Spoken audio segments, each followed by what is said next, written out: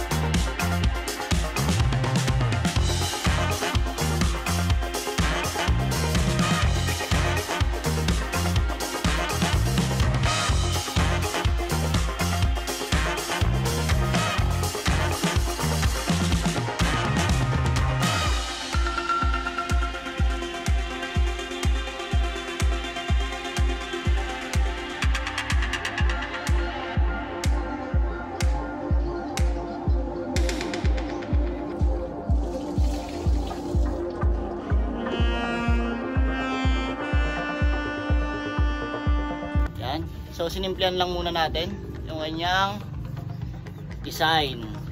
At ang laki pala na ito mga idol ay lagpas pa siya sa isang dipako. Hindi lang masyadong malaki tignan kasi yun nga nasa camera. Tapos ang sumba na sakto dito mga idol, ang laki dapat o kaya ang haba 100 cm pataas para lumipad siya. Kasi maniwala kayo kapag di nyo lalagyan ng sumba yung ganito kalaking saranggola, hindi siya lilipad.